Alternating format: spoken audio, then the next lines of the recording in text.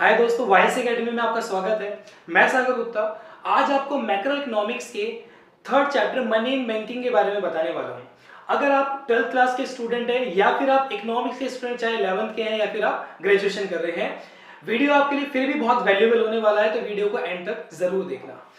इस वीडियो के अंदर हम बात करने वाले हैं बैंकिंग सिस्टम के बारे में। मनी इन बैंकिंग का चैप्टर है। मनी वाला पोर्शन मैंने लास्ट वीडियो में समझाया था। अगर आपने नहीं देखा है तो आई बटन पे आपके सामने लिंक आ रहा है, आप उस पर क्लिक कीजिए, पहले वो वीडियो देख लीजिए, फिर उसके बाद ये देख लेना या इसके बाद उसको देख लेना, बात एक ही है। तो मनी वाला पोर्शन आप वहां पे कंप्लीट कर लेना। यहाँ पे हम बात करने वाले हैं बैंकिंग सिस्टम के बारे में, बैंक के बारे में। बैंक क्या होता है, बैंक के क्या क्या फंक्शन होते हैं, बैंक कितने टाइप का होता है, इसके बारे में इसमें हम बात करेंगे। चैप्टर बहुत इंपॉर्टेंट है लेकिन बहुत टफ नहीं है, बहुत आसान है, बहुत इजी चैप्टर है और बहुत ही इजी तरीके से इसके कॉन्सेप्ट को डिटेल में समझेंगे।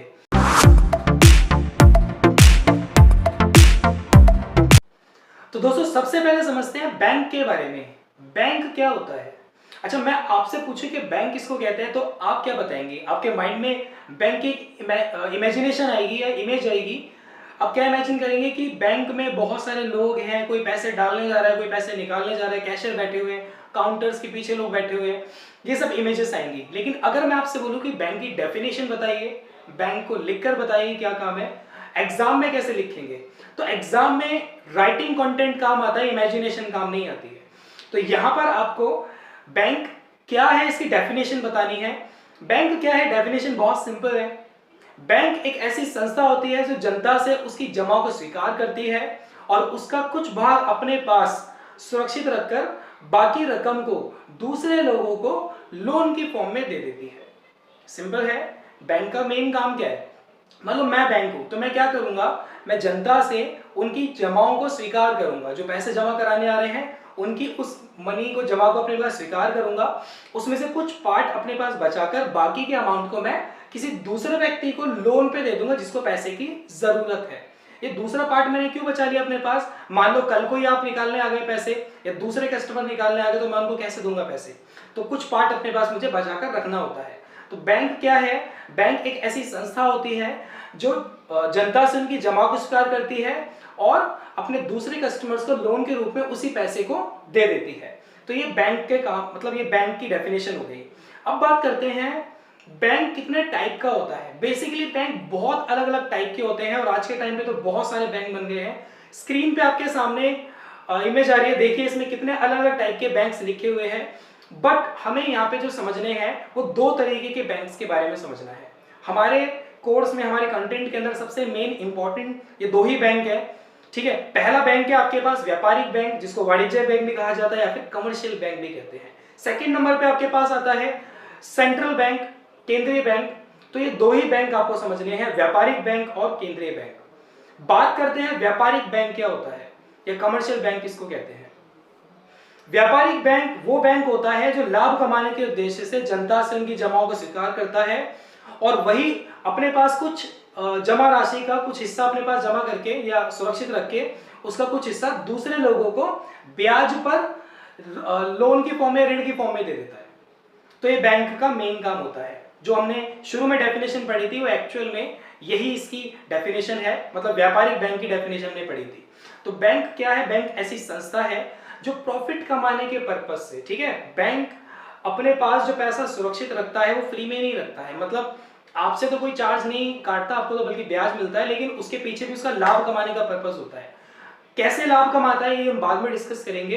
बट बैंक यहाँ पे क्या काम कर रहा है? व्यापारिक बैंक जनता से उनकी जमाओं को स्वीकार करता है, ठीक है, और उसका कुछ हिस्सा अपने पास लिक्विडिटी की फॉर्म में रख के, तरलता की फॉर्म में रख के, ठीक है, कुछ हिस्सा अपने पास तरलता या लिक्विडिटी के फॉर्म में रख के बाकी के अमाउंट को लोन के रूप में दूसरे लोगों को दे देता है जिनको पैसे की जरूरत होती है। ये तरलता लिक्विडिटी क्या है? वही जो मैंने आपको पहले बताया कि बैंक अपने पास कुछ पैसा फ्लो के लिए रखता है कि भाई कल को कस्टमर निकालने के लिए आ गया पैसा तो उसको देंगे कहां से? तो जो पैसा उन्होंने देने के लिए रखा है वही लिक्विडिटी है उनकी, वही तरलता है। तो कमर्शियल बैंक क्या है समझ आ गया आपको, ठीक है। अच्छा, मैं एग्जांपल देता हूं। जितने भी आपके एरिया में आप आसपास जितने भी बैंक देखते हो, जितने भी प्राइवेट बैंक्स देखते हो या गवर्नमेंट बैंक्स देखते हो, जैसे स्टेट बैंक ऑफ इंडिया हो गया, पंजाब नेशनल बैंक हो गया और भी दूसरे बैंक है, ये सारे बैंक जो आपके एरिया में होते हैं सारे कमर्शियल बैंक होते हैं। ठीक है, इन सबको व्यापारिक बैंक कहा जाता है। तो व्यापारिक बैंक क्या है आपको अच्छे से क्लियर हो गया है। अब बात करते हैं कि व्यापारिक बैंक के काम क्या होते हैं। व्यापारिक बैंक के दो बहुत इंपॉर्टेंट काम होते हैं, दोनों को प्राइमरी सेकेंडरी, ठीक है, प्राथमिक कार्य और द्वितीयक कार्य। प्राथमिक कार्य जो उसके मोस्ट इंपॉर्टेंट काम होते हैं, ठीक है, तो प्राथमिक कार्य के अंदर उसके दो मेन काम आते हैं। ये दो मेन काम क्या है, पहला है जमा को स्वीकार करना, ठीक है, लोगों की जमा को स्वीकार करना, और दूसरा इसका मेन काम होता है लोन के रूप में पैसा दूसरे लोगों को देना, जिससे वो ब्याज कलेक्ट कर सके, इंटरेस्ट ले सके। तो बैंक के, कमर्शियल बैंक के यहाँ पे दो तरीके के काम होते हैं, प्राइमरी और सेकेंडरी। सेकेंडरी की बाद में बात करेंगे। प्राइमरी के अंदर आपके पास आ गया मांग जमा, मतलब जमाओं को स्वीकार करना, और दूसरा आता है लोन के रूप में पैसा कस्टमर को दे देना। अब यहाँ पे लोन के रूप में कैसे पैसा देता है अभी समझेंगे। पहले समझते हैं कि जमा कैसे करता है, बैंक अपने पास पैसा कलेक्ट कैसे करता है। अब देखो, बैंक की सिंपल सी पॉलिसी है, ठीक है, कि भाई अगर आपको यानी कि जनता को पैसा अगर बैंक में जमा कराना है, मान लो मुझे अगर बैंक में पैसा जमा कराना है, तो मैं क्या करूंगा, बैंक के पास जाऊंगा, बोलूंगा भाई मेरे पैसे जमा कर ले। तो बैंक में जाते ही आप सीधे ही पैसे नहीं जमा कर सकते हो। बैंक क्या कहता है, सबसे पहले बोलता है कि भैया पहले अपना अकाउंट खुलवाओ, ठीक है, आप अकाउंट खुलवाओ, उसके बाद आप पैसे जमा कर सकते हो। तो बैंक अकाउंट खोलने के लिए हमारे पास 3 प्रपोजल रखता है, भाई ये लो बैंक के अकाउंट, ठीक है, आपके पास ये 3 अकाउंट है। बीएससी, ये बीएससी क्या है, बी मतलब होता है बचत, ठीक है, बचत खाता, ऐसे यानी कि सावधि खाता, और सी मतलब चालू खाता, ठीक है। ये बचत खाता, सावधि खाता, चालू खाता, इंग्लिश में बता देता हूं, आपका ये सेविंग अकाउंट हो गया, या आपका एफडी हो गया, फिक्स डिपॉजिट जिसको कहते हैं, ठीक है, और आपके करंट अकाउंट। तो ये 3 तरीके के अकाउंट बैंक आपके सामने रखता है और बताता है कि पहले चूज कर लीजिए कि आपको किस तरीके का अकाउंट ओपन करवाना है। अब कस्टमर पे डिपेंड करता है कि वो किस तरीके का अकाउंट ओपन कराना चाहता है। तो कस्टमर को पता होना चाहिए कि भाई तीनों अकाउंट में डिफरेंस क्या होता है, मतलब उसको कौन सा अकाउंट चाहिए जिसमें अपने पैसे जमा करा सके, मतलब तीनों में ही करा सकता है, बट उसके लिए बेस्ट कौन सा होता है। तो पहले तीनों को समझते हैं एक एक करके कि कौन सा अकाउंट किस चीज के बारे में बताता है और किस अकाउंट में किस तरीके का बेनिफिट है। सबसे पहले बात करते हैं बी, ठीक है, बचत खाता, सेविंग अकाउंट की बात करते हैं। बचत खाता नाम से ही समझ आ रहा है बचत। लोगों के पास, जनता के पास जो छोटी छोटी बचतें जमा होती हैं, छोटी छोटी जो अपनी सेविंग जमा करते हैं, छोटी छोटी यानी कि 1000, 500, 10,000, 20,000, ये छोटी छोटी सेविंग्स के लिए अकाउंट होता है, इसलिए इसका नाम है बचत खाता। कि जनता जो भी बचत अपने पास करती है, ठीक है, 500, 1000, 2000 जितने भी बचत करती है, उस सारी बचत को वो इस सेविंग अकाउंट में रख सकती है, जिसके बदले में बैंक उस जमा की गई राशि पर, जमा किए गए पैसे पर बैंक ब्याज भी देता है, ठीक है। अगर आप, पता होगा आपको, बैंक में आप पैसे डालते हो तो बैंक आपको इंटरेस्ट भी देता है। तो ये सेविंग अकाउंट हो गया। तो नॉर्मल पब्लिक के लिए, जनता के लिए ये अकाउंट सबसे ज्यादा यूजफुल होता है, ठीक है। फिर बात करते हैं सावधि खाता। ये सावधि खाता क्या है, फिक्स्ड डिपॉजिट, ठीक है, फिक्स्ड डिपॉजिट यानी कि इसमें आपको अमाउंट डालते रहना है, डालते रहना है, डालते रहना है एक लिमिटेड टाइम पीरियड तक। यानी कि अगर आपने एफडी 6 महीने की करवाई है, अगर आपने एफडी 1 साल की करवाई है, या कितने भी महीने की आपने एफडी करवाई है, आप क्या करोगे, जब तक उसकी परिपक्वता पूरी नहीं हो जाती, जब तक आपकी एफडी कंप्लीट नहीं हो जाती, यानी कि आपने 1 साल की एफडी करवाई है यानी कि 12 महीने की, तो आपको 12 महीने तक पैसे सिर्फ डालने हैं, हर महीने आपको उसमें पैसे डालने हैं। जब 12 महीने कंप्लीट हो जाएंगे उसके बाद ही आप पैसे निकाल सकते हैं, उससे बीच में पैसे नहीं निकाल सकते। सेविंग अकाउंट के अंदर यही फैसिलिटी मिलती है कि आप पैसे डाल भी सकते हो, निकाल भी सकते हो कभी भी, ठीक है, जब भी पैसे डालो जितना मर्जी, और निकाल भी सकते हो जो भी आपके अकाउंट में है। तो वहां पे इतनी ज्यादा टर्म्स एंड कंडीशन नहीं है कि तुम 1 साल बाद निकालोगे, कभी भी निकाल सकते हो। एफडी के अंदर टर्म्स एंड कंडीशन है कि यहां पर आपको एक बार पैसा आपने जमा कर दिया तो 12 महीने तक आपको कंटिन्यू हर महीने जमा करते रहना, जब तक आपकी एफडी कंप्लीट नहीं हो जाती। डिपेंड करता है कि आपकी एफडी 6 मंथ की है, 12 मंथ्स की है, 16 मंथ की है, 2 साल की, 5 साल की, कितने टाइप की आपने बनवा रखी है। तो एफडी में, लेकिन यहाँ पे आपको पैसा, मतलब ब्याज बहुत ज्यादा मिलता है, इंटरेस्ट बहुत ज्यादा मिलता है। सेविंग अकाउंट के कंपैरिजन में यहाँ पे इंटरेस्ट ज्यादा मिलता है, क्योंकि बैंक बोलता है कि भाई आप अपना पैसा हमारे पास 2 साल के लिए लॉक कर रहे हो या 1.5 साल के लिए लॉक कर रहे हो, निकाल भी नहीं रहे हो, तो हम क्या करेंगे, आपको यहाँ पे और ज्यादा ब्याज देंगे, ठीक है, ताकि आपको और ज्यादा फायदा हो। वरना फिर अगर मान लो कि सेम इंटरेस्ट मिलता है तो लोग फिर सेविंग अकाउंट में डलवाते हैं ना, वो क्यों बोलते हैं कि भाई तुम एफडी में डालो, हम तो यहाँ पे निकाल भी नहीं पाएंगे। तो इसलिए बैंक क्या करता है, एफडी में ज्यादा इंटरेस्ट देता है और सेविंग अकाउंट में कम इंटरेस्ट देता है। दोस्तों अब बात करते हैं चालू खाते के बारे में। चालू खाता क्या होता है? चालू खाते का मतलब होता है चालू है, मतलब चालू है, बंद नहीं होने का। इसको आम जनता नहीं खुलवाती है, इसको बिजनेसमैन लोग जो होते हैं, जो व्यापारी लोग होते हैं, वो इसको ओपन करवाते हैं। ऐसा क्या है इसके अंदर? इसका मतलब ये है कि इस अकाउंट के अंदर आप जब चाहे जितना मर्जी पैसा डालो और जब चाहे निकाल लो। बैंक यहाँ पे आपको रोकेगा नहीं। मतलब बैंक ये नहीं बोलेगा भैया तू अभी तो पैसे डाल के गया था, अभी निकलवा रहा है। बैंक का इससे कोई लेना देना नहीं है। बैंक बस आपके पैसे सेव रखेगा, लेकिन उसका वही, तभी तो इसका चालू खाता चालू है भैया। ये कोई टर्म्स एंड कंडीशन नहीं है, जब चाहे जब मर्जी डालो और जब चाहे जितना मर्जी निकालो। जितना मर्जी मतलब जितना आपने उसमें से जमा करवा रखा है। ऐसा नहीं कि 1 लाख डाला 10 लाख निकाल रहे हो, ऐसा नहीं होता। तो ये पता है आपको। तो यहाँ पे चालू खाता क्या है? चालू खाते का मतलब है कि आपने जो पैसा जमा किया है उसको कभी भी निकलवा सकते हो। एक बार में निकलवा सकते हो, बीच बीच में निकलवा सकते हो, दिन में 10 बार निकलवा सकते हो। भैया चालू खाता है, चालू कंपनी का है, ठीक है। तो चालू खाता क्लियर हो गया आपको। लेकिन बैंक यहाँ पे इंटरेस्ट नहीं देता। तो बैंक कहता है भैया यहाँ पे तू बार बार पैसे निकालने आ रहा है, बार बार डालने आ रहा है, ठीक है। 10 बार पैसे डालता है, 10 बार निकालता है, ठीक है। तो यहाँ पर बैंक बोलता है कि हम तेरे को इंटरेस्ट नहीं देंगे, बस तेरे पैसे को सेव रखेंगे। तो बैंक चालू खाते में, करंट अकाउंट में, जो व्यापारी लोग होते हैं, पूंजीपति लोग होते हैं, उनके पैसे को सेव रखता है। लेकिन उसको कितनी मर्जी ट्रांजैक्शन, बार बार ट्रांजैक्शन करने की परमिशन देता है। तो ये व्यापारी लोगों के लिए बहुत ज़्यादा है, क्योंकि उनको बार बार पैसे, मतलब कभी भी उनके पास पैसे आते रहते हैं, जाते रहते हैं, आते रहते जाते रहते हैं। तो इस तरीके से उनको पैसे सेव करने के लिए चालू जो खाता होता है, करंट अकाउंट होता है, वो ओपन कराना होता है। तो तीनों अकाउंट आपको क्लियर हो होंगे कि सेविंग अकाउंट क्या होता है, आपका एफडी अकाउंट क्या होता है और आपका करंट अकाउंट क्या होता है। तो तीनों अकाउंट आपके क्लियर हो गए हैं। आपने कौन सा अकाउंट खुलवा रखा है आपको समझ आ गया होगा, ठीक है। आप मुझे कमेंट बॉक्स में भी लिख के बताइए कि आपका कौन सा अकाउंट है, सेविंग है, फिक्स डिपॉजिट है या फिर करंट अकाउंट है। वैसे तो स्टूडेंट है, लेकिन सबके अकाउंट खुल चुके हैं एज बैंक के अंदर। तो चलो बैंक की तो बात हो गई, यानी कि अकाउंट्स की बात हो गई। यहाँ पे ये तो रहा कि प्राइमरी के अंदर उसका जमा कराने का जो काम है, उसमें 3 तरीके से बैंक है, उसने अकाउंट खोला। तो भैया आपने बोला कि भाई मेरे को सेविंग अकाउंट खोलना है, तो बैंक बोलेगा ठीक है भैया लो फॉर्म भरो और सेविंग अकाउंट आपका तैयार है। जैसे सेविंग अकाउंट आपका तैयार हो गया, आप उसमें पैसे डाल सकते हो। तो बैंक ने पैसे जमा कर लिए तीनों तरीके के अकाउंट से, अलग अलग कस्टमर के। दोस्तों बात करते हैं बैंक के दूसरे काम के बारे में। कमर्शियल बैंक का दूसरा काम जो प्राइमरी के अंदर ही आता है, लोन देना। ये लोन देना कैसे होता है? सबसे पहले याद रखो कि लोन देता क्यों है बैंक। बैंक लोन इसलिए देता है ताकि उसको प्रॉफिट हो। जब वो लोन देगा तो बदले में उसको ब्याज मिलता है, ठीक है। जो ब्याज मिलता है वो इसका प्रॉफिट होता है। तो बैंक लोन देता है, लेकिन लोन देने से पहले उसकी कुछ मतलब की सावधानियां होती है। बैंक अपने पास कुछ सावधानियां क्या रखता है?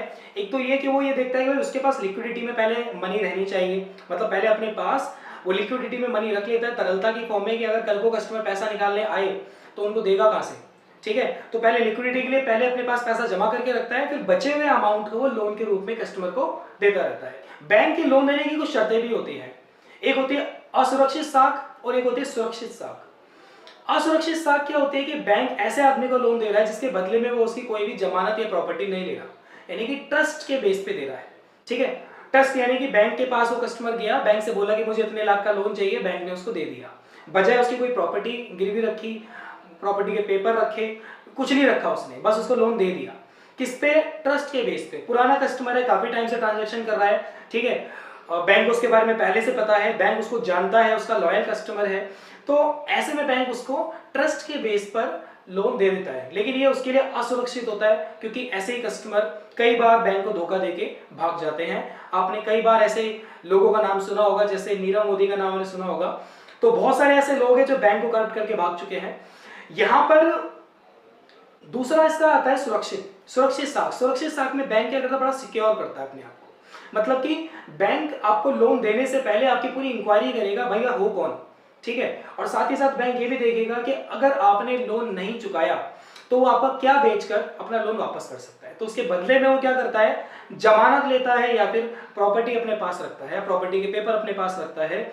बाई चांस अगर कस्टमर लोन देना मतलब लोन वापस करने में चूक गया तो बैंक क्या करता है? उसकी प्रॉपर्टी को गिरवी रख के नीलाम करवा के अपनी जो रकम है वसूल कर लेता है। तो दोस्तों बात करते हैं बैंक लोन देता किस तरीके से है। बैंक लोन देने के लिए मोना को सामने रखता है। मतलब मोना डार्लिंग वाली मोना नहीं, दूसरी मोना की बात कर रहा हूं। ये मोना क्या है? MONA। M मतलब है मांग उधार, O मतलब ओवरड्राफ्ट, N मतलब नगद साख और A मतलब अल्प अवधि ऋण। 4 तरीके से बैंक आपको लोन देता है। मोना को याद रखना, लोन याद हो जाएंगे। तो एम क्या है, ये मतलब मांग उधार ऋण क्या होते हैं? मांग उधार ऋण वो लोन होते हैं या वो उधार होते हैं बैंक की तरफ से जो बैंक कस्टमर को एक निश्चित रकम के रूप में देता है, लेकिन इसकी कोई बताई हुई परिपक्वता नहीं होती कि इसको वापस कब करना है। बैंक जब चाहे आपसे ले सकता है, ठीक है।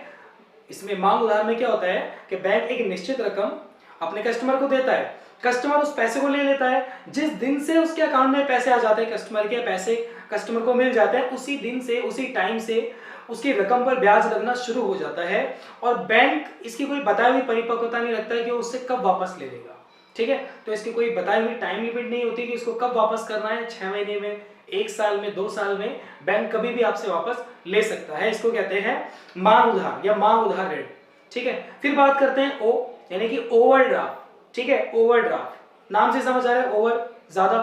तो ओवरड्राफ्ट का मतलब क्या है? ओवरड्राफ्ट का मतलब ये है कि इसमें आपको सुविधा मिलती है कि आपके पास जितने पैसे आपके अकाउंट में जमा है उससे ज्यादा पैसे निकालने की सुविधा आपको मिल जाती है। बिल्कुल ठीक सुना आपने। यानी कि आपके अगर बैंक के अंदर 1 लाख रुपया जमा है, ठीक है, और आपको 1,20,000 रुपए की जरूरत है, तो आप बैंक से 1,20,000 रुपए निकाल सकते हो। तो 20,000 रुपए जो आपने एक्स्ट्रा निकाल लिए वो 20,000 रुपए आपके ओवरड्राफ्ट कहलाते हैं। तो यहाँ पे 1,20,000 रुपए जो आपने निकाले और जमा आपके 1 लाख रुपए हैं, तो यहाँ पे ओवरड्राफ्ट की फैसिलिटी मिल रही है आपको, 20,000 एक्स्ट्रा निकाल सकते हो। ऐसा हर बार नहीं कर सकते और बैंक हर किसी को ये फैसिलिटी नहीं देता। बात वही आती है ट्रस्टेड कस्टमर के ऊपर कि बैंक आपके ऊपर कितना ज्यादा ट्रस्ट करता है, आप कितने लॉयल कस्टमर हैं उसके लिए। तो बैंक इन सारी चीजों को चेक करने के बाद ही आपको ओवरड्राफ्ट की सुविधा देता है। फिर बात करते हैं एन। एन यानी कि नगद साख। इसके लिए बैंक क्या करता है, आपके अकाउंट की डिटेल को देखता है, आपके पूरे अकाउंट की हिस्ट्री को उठाकर देखता है, आपका क्या मतलब कि इनकम बैकग्राउंड कैसा है, आपका कितना रेवेन्यू है, कितना बैंक में आप ट्रांजैक्शन करते हो। इन सारी चीजों को देखने के बाद बैंक आपके सामने एक अमाउंट रखता है, मतलब एक अमाउंट डिसाइड कर देता है कि भाई इतने रुपए से लेकर इतने रुपए तक, ठीक है, इतने लाख तक, इतने जो भी है, इतने पैसे तक आप क्या कर सकते हो, ये अमाउंट ले सकते हो। मतलब मान के चलते हैं कि बैंक ने तय कर दिया कि भाई 5,000 से आप 2 लाख तक का लोन निकाल सकते हो। तो बैंक ने 5,000 से 2 लाख तक की एक मतलब सीमा निर्धारित कर दी कि इतनी रकम आप निकाल पाओगे। अब कस्टमर के ऊपर डिपेंड करता है कि वो 2 लाख ले ले या 50,000 ले ले या 1.5 लाख ले ले। जितने पैसे वो निकालेगा सिर्फ उतने पे ही इंटरेस्ट लगेगा, ठीक है। ऐसा नहीं कि बैंक ने 2 लाख उसका मैक्सिमम अमाउंट बता दिया तो बैंक 2 लाख पे ब्याज लेगा। जितना अमाउंट कस्टमर निकालता है उतने अमाउंट पे ही ब्याज लगता है। यानी 50,000 उसने निकाला तो बैंक से 50,000 पे ब्याज लगाएगा, पूरे 2 लाख पे नहीं लगाएगा। तो ये तो होगा नगद साख के बारे में। फिर बात करते हैं अल्प अवधि ऋण। अल्प अवधि, अल्प मतलब होता है छोटा, शॉर्ट, ठीक है, शॉर्ट टर्म लोन कहते हैं इसको। तो अल्प यानी कि कम समय के लिए, अल्प अवधि ऋण तो ये कम समय के लिए मिलता है, यानी कि बैंक इसको बहुत ही शॉर्ट टाइम, शॉर्ट पीरियड के लिए आपको देता है, 3 महीने 6 महीने, ठीक है। तो यहाँ पे अल्प अवधि ऋण आपको क्लियर हो गया होगा कि बैंक आपको शॉर्ट टाइम के लिए लोन देता है। तो दोस्तों मोना ने सिखा दिया आपको लोन किस तरीके से मिलता है और बीएससी से आपको पता चल गया था कि अकाउंट कितने टाइप से खुलता है। तो यहाँ पे हमने सीख लिया है कि जो कमर्शियल बैंक होता है उसके जो प्राथमिक कार्य होते हैं, प्राथमिक कार्य के अंदर जमा स्वीकार करना और लोन देना, ये दोनों किस तरीके से होता है क्लियर हो चुका है। अब बात करते हैं कमर्शियल बैंक के सेकेंडरी जो फंक्शन होते हैं, द्वितीयक कार्य होते हैं, इनको गौण कार्य भी कहते हैं। इसके अंदर 2 तरीके के कार्य आते हैं, एक एजेंसी कार्य होते हैं और एक होते हैं अन्य सामान्य उपयोगिता है, ठीक है, अन्य कार्य भी कह सकते हो आप। एजेंसी कार्य की बात करते हैं सबसे पहले। एजेंसी कार्य क्या होते हैं, देखो एजेंसी के या एजेंट कार्य भी कह सकते हो आप इसको कि बैंक आपके लिए एजेंट के रूप में काम करता है। मतलब बैंक आपके लिए एजेंट बना हुआ है। कैसे? बैंक आपके लिए पैसे को संग्रहण मतलब कलेक्ट करता है। बैंक आपके लिए पैसे को क्या करता है, कलेक्ट करता है। किसी ने आपको पैसे भेजे हैं तो बैंक कलेक्ट करके आपके अकाउंट में डाल देगा, या फिर आपको अपने अकाउंट से किसी को बैंक पैसे ट्रांसफर करवाने हैं तो बैंक आपके अकाउंट से पैसे को ट्रांसफर भी कर देगा। तो बैंक आपके लिए क्या कर रहा है, मनी को एक्सेप्ट भी कर रहा है और किसी को भेज भी रहा है, ट्रांसफर भी कर रहा है। साथ ही साथ बैंक से आप शेयर्स की खरीद बिक्री भी कर सकते हो, ठीक है। बैंक से आप शेयर खरीद भी सकते हो, बेच भी सकते हो। और क्या काम करता है, बैंक आपके लिए प्रीमियम भी भरता है। जैसे आपने कहीं से कोई चीज फाइनेंस करवा रखी है, आपने मोबाइल लिया, ठीक है, मोबाइल आपने लोन पे लिया, तो हर महीने जो उसकी किस्तें जानी है, आपने अकाउंट लिंक करवा दिया था तो हर महीने आपकी किस्तें बैंक से कटती रहती है, तो बैंक आपकी वो प्रीमियम भी भरता रहता है, वो जो ईएमआई होती है आपकी वो भी भरता रहता है। तो बैंक यहाँ पे एक काम ये भी कर रहा है। साथ ही साथ बैंक आपके लिए क्या करता है, चेक को एक्सेप्ट करता है।